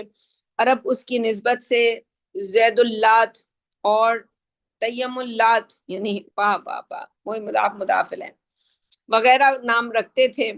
اور اب جہاں مسجد طائف ہے اس کے بائیں منارے کے مقام پر تھا، بس وہ برابر اسی حالت پر رہا یہاں تک کہ بنو ثقیف مسلمان ہوئے، تو رسول اللہ صلی اللہ علیہ وسلم نے مغیرہ بن شعبہ رضی اللہ عنہ کو بھیجا، انہوں نے اس کو منہدم کر کے آگ سے پھونک دیا۔ بت عزا، اس کو ظالم بن اسد نے لیا اور ذات عرق سے اوپر نخلا شامیہ کی وادی میں نصب کر کے اس پر کوٹری بنائی، یہ لوگ اس سے آواز سنا کرتے تھے۔ سبحان اللہ، یہ سارے وہ لوگ ہیں جو صدقہ جاریہ کے کام کرتے تھے شیطان کے لیے۔ ابن عباس رضی اللہ عنہ، ان سے روایت ہے کہ عزا ایک شیطانیہ عورت تھی جو بطن نخلا کے 3 درخت کیکر پر آیا کرتی تھی۔ پھر جب رسول اللہ صلی اللہ علیہ وسلم نے مکہ فتح کیا تو خالد بن ولید نے فرمایا تو بطن نخلا میں جا، وہاں تجھے کیکر کے 3 درخت ملیں گے، ان میں سے اول درخت کو جڑ سے کاٹ ڈالنا۔ خالد بن ولید نے وہاں جا کر ایک درخت کو جڑ سے کھود پھینکا اور واپس آئے تو حضرت صلی اللہ علیہ وسلم نے فرمایا تو نے کچھ دیکھا تھا؟ خالد بن ولید نے کہا جی نہیں۔ آپ صلی اللہ علیہ وسلم نے فرمایا کہ جا کر دوسرے کو جڑ سے کاٹ دے۔ خالد بن ولید نے حکم کی تعمیل کی، جب واپس آئے تو پھر آپ صلی اللہ علیہ وسلم نے فرمایا کہ پھر جا کر تیسرے درخت کو بھی جڑ سے کاٹ دے۔ خالد بن ولید وہاں پہنچے تو وہاں دیکھا کہ وہ بال بکھیرے اپنے دونوں ہاتھ کندھوں پر رکھے اپنے دانت کٹکٹاتی ہے اور اس کے پیچھے دبیہ السلمی کھڑا ہے جو اس کا دربان تھا۔ خالد رضی اللہ عنہ انہوں نے کہا یا عز کفرانک لا سبحانک انی رأیت اللہ قد اہانک، اے عزا تجھ سے کفر ہے، تیری تعریف نہیں، کیونکہ میں نے دیکھ لیا کہ اللہ تعالیٰ نے تجھے خوار کیا ہے۔ پھر اس کو تلوار ماری تو اس کے سر 2 ٹکڑے ہو گیا، دیکھا تو وہ کوئلہ ہے۔ پھر خالد رضی اللہ عنہ نے درخت مذکور کو کاٹ ڈالا اور دبیہ دربان کو بھی قتل کر ڈالا۔ پھر رسول اللہ صلی اللہ علیہ وسلم کی خدمت میں حاضر ہو کر عرض کیا، آپ نے فرمایا یہی عزا تھی، اب آئندہ عرب کے واسطے عزا نہ ہوگی۔ حشام بن الکلمی نے بیان کیا کہ قریش کے بہت سے بت خانہ کعبہ کے اندر اور اس کے گرد باہر تھے، اور سب سے بڑا ان کے نزدیک حبل تھا، اور مجھے خبر ملی ہے کہ وہ سرخ یاقوت کا تھا، آدمی کی شکل جیسا بنا ہوا تھا، جس کے دائیں ہاتھ ٹوٹا ہوا تھا۔ قریش نے اسی صورت سے اس کو پایا تھا، پھر اس کے ہاتھ سونے کا بنا کر لگایا۔ سب سے اول اس بت کو خزیمہ بن مدرکہ بن الیاس بن مدر نے نصب کیا تھا۔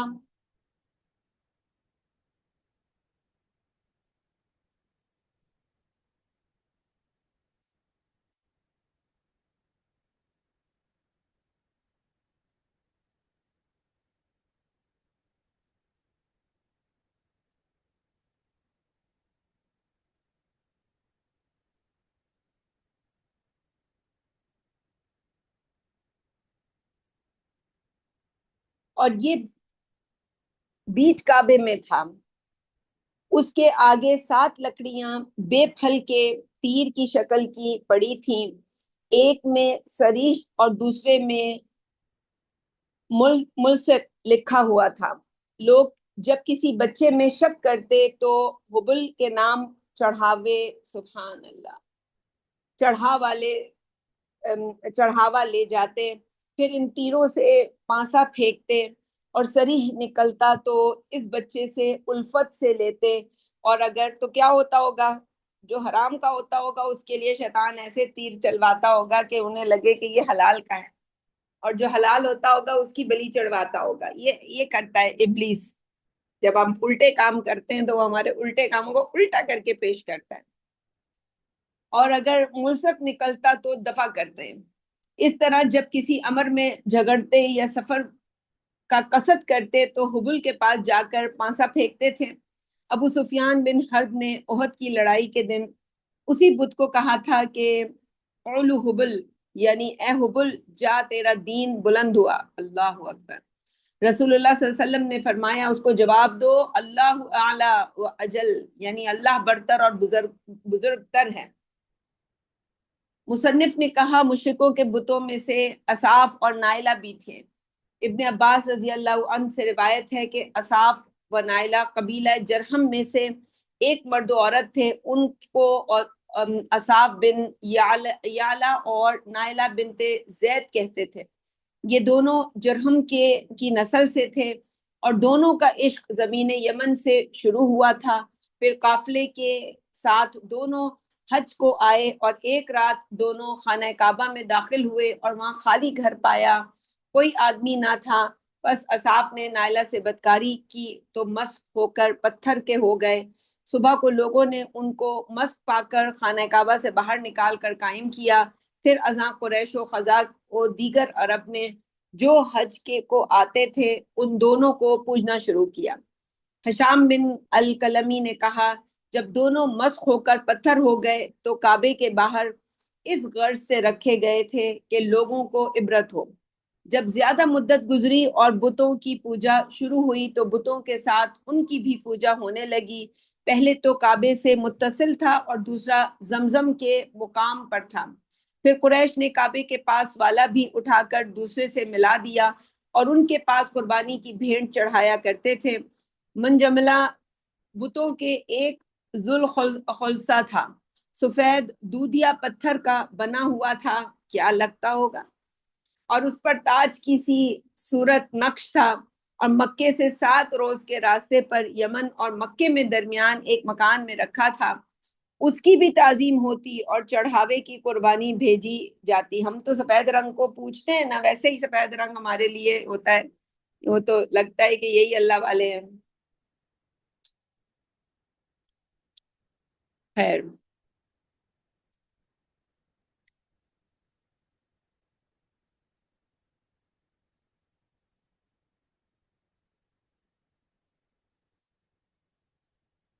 خشعم اور بجیلا اس کی تعظیم کرتے تھے، اس پر قربانی چڑھاتے تھے. تو رسول اللہ صلی اللہ علیہ وسلم نے جریر بن عبداللہ بجلی سے فرمایا تو مجھے اس ذل خلصہ سے کفایت نہیں کرتا.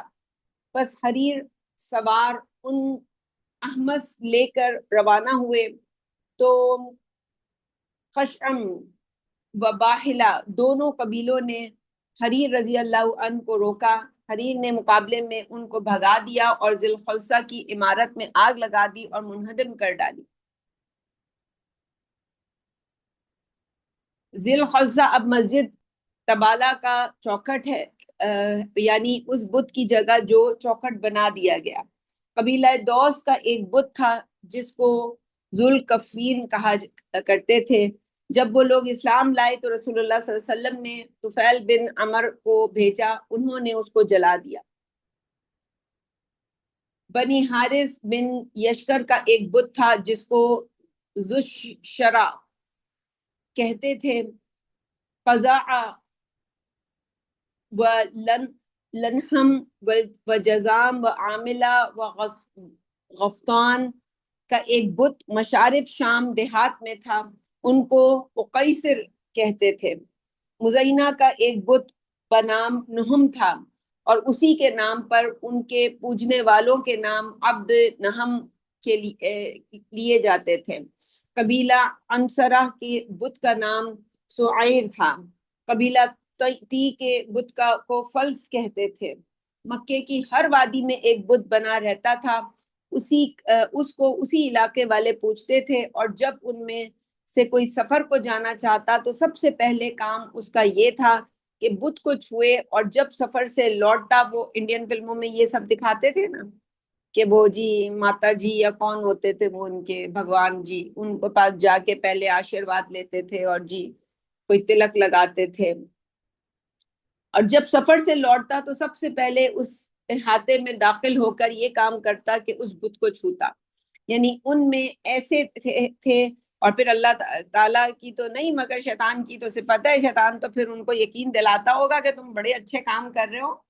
وہ جس جاب کے لیے جاتے ہیں تو وہ جاب ملتی ان کو، جہاں کوئی بزنس کے لیے انویسٹمنٹ کے لیے جاتے تو چارٹ جو ہے وہ 4 کا 400 بنتا، مٹی میں ہاتھ ڈالتے تو سونا بنتا، اور اللہ آزماتا ہے تو وہ تو سونے میں ہاتھ ڈالو تو مٹی بناتا ہے، سبحان اللہ۔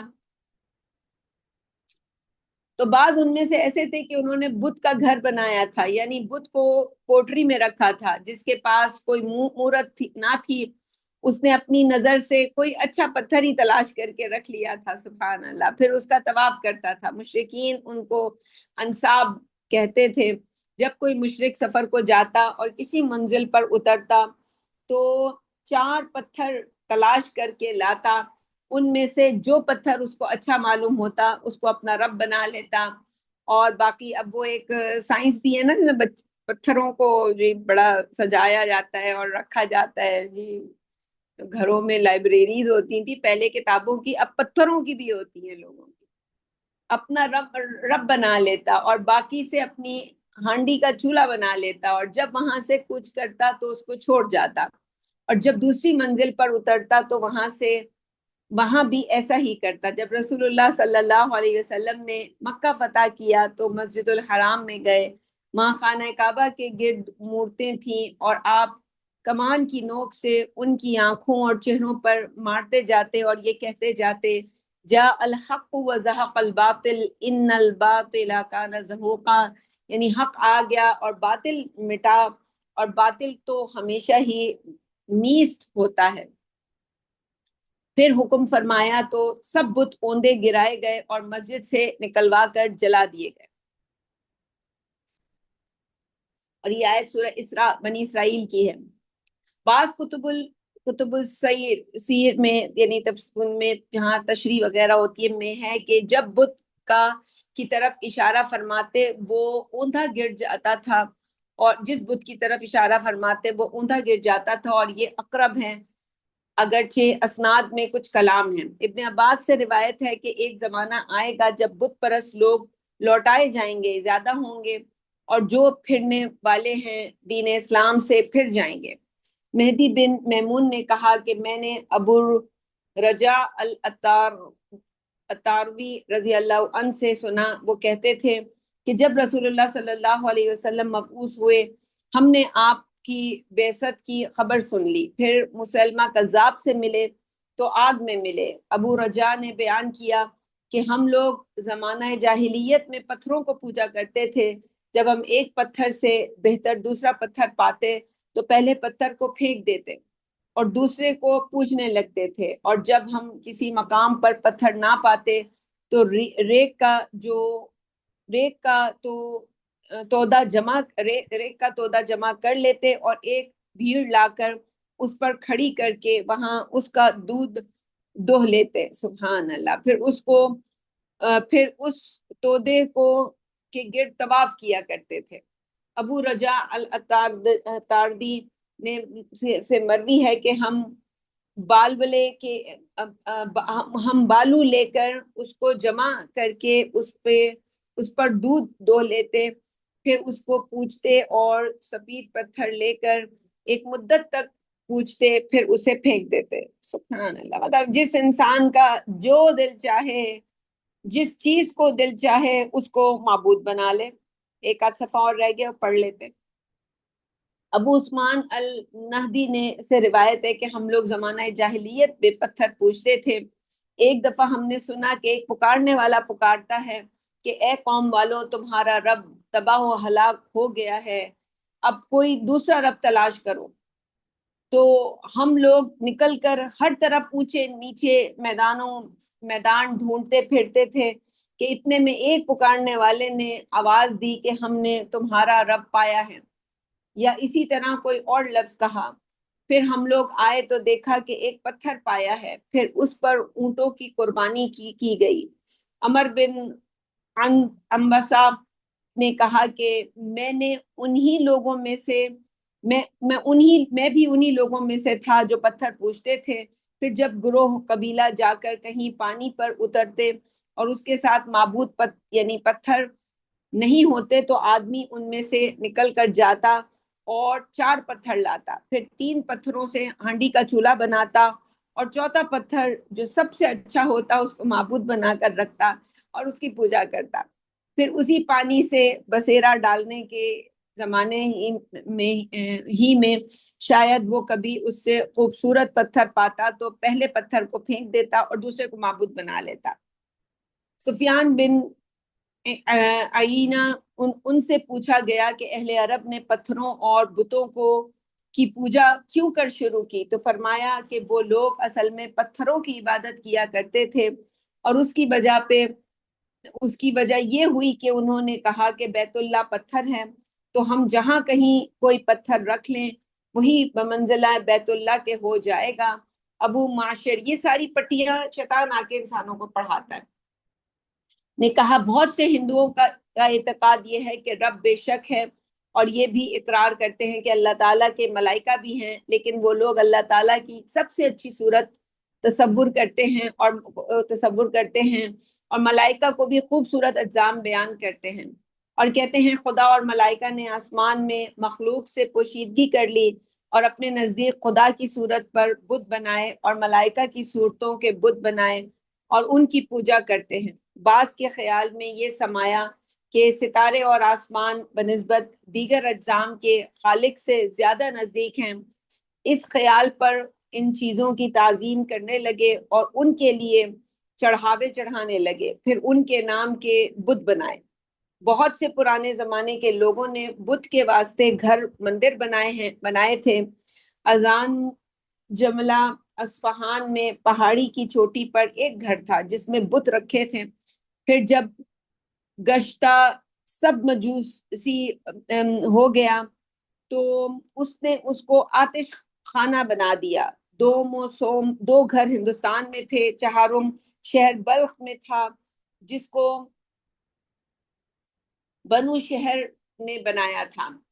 پھر جب اسلام کا غلبہ ہوا تو بلخ کے مسلمانوں نے اس کو برباد کر ڈالا۔ پنجم بت خانہ شہر صنع میں تھا جس کو دہاق نے زہرا ستارے کے نام پر بنایا تھا، اس کو عثمان بن عفان رضی اللہ عنہ نے برباد کرا دیا۔ ششم یعنی چھٹا شہر فرغانہ میں قابوس بادشاہ نے آفتاب کے نام پر بنایا تھا جس کو خلیفہ معتصم عباسی نے اجاڑ دیا۔ نہاوندی نے لکھا کہ ہندوستان کا دین وہاں کے لوگوں کے لیے ایک برہمن نے بنایا تھا، ان کے لیے بت خانے بنائے گئے اور سب سے بڑا بت خانہ اس نے ملتان میں بنایا تھا، اور یہ سندھ کے شہروں میں سے بڑا شہر تھا۔ اسی بت خانے میں ان کا سب سے بڑا بت تھا جو ہیولائے اکبر کی صورت پر بنایا تھا، یعنی اپنے خیال کے موافق۔ حجاج ثقفی کے زمانے میں یہ شہر فتح ہوا اور مسلمانوں نے چاہا کہ اس بت کو توڑ دیں، تو مجاوروں اور متولیوں نے کہا کہ اگر تم اس کو باقی رکھو تو جس قدر اس کا چڑھاوا آتا ہے اس کا تہائی ہم تم کو دیں گے۔ پس سپہ سالار نے حجاج کو لکھا، اس نے خلیفہ عبد الملک بن مروان کو لکھا، اس نے حکم دیا کہ اچھا باقی رکھو۔ لوگ 2000 فرسخ سے اس بت کی زیارت کرنے آتے تھے اور زائر کے لیے یہ شرط تھی کہ اس کو نذرانے کے لیے 100 روپے سے 10,000 تک کے درمیان جس قدر ہو سکے نظر چڑھائے، اس سے کمی یا زیادتی نہیں ہو سکتی تھی، اور جو کوئی اس قدر نذرانہ نہیں لایا تو اس کا مقصد زیارت پورا نہ ہوگا۔ پھر جو کوئی مال لیے ہوئے درشن کو آتا وہ مال پہلے اپنے بڑے صندوق میں ڈال دیتا تو وہاں رکھا تھا، پھر بت کا طواف کرتا، یعنی وہ جو چڑھاوے چڑھاتے، سب سے زیادہ چڑھاوے بتوں پہ، مزاروں پر، ایسی جگہوں پر ہوتے ہیں۔ جب درشنی لوگ چلے جاتے تو وہ صندوق کھل جاتے، ان میں تہائی مال مسلمانوں کا حق تھا اور 1/3 اس شہر کے قلعے جات وغیرہ کی مرمت میں خرچ ہوتا، اور باقی 1/3 ان کے مجاوروں اور خادموں کا حق تھا۔ مصنف نے کہا کہ ذرا غور کرو کہ کس طرح ان لوگوں کو شیطان نے اپنا مسخر بنایا اور ان کو ان کی عقلیں گم کی کہ جس چیز کو اپنے ہاتھوں سے بنایا تھا اسی کی پوجا کرنے لگے. اور اللہ تعالیٰ نے ان مسخروں کی بتوں کی بہت اچھی مذمت فرمائی. لقولہ تعالی الہم ارجل یمشون بہا ام لہم ایدی یبطشون بہا ام لہم اعین یبصرون بہا ام لہم آذان یسمعون بہا. سورہ اعراف کی آیت نمبر 195 ہے. یعنی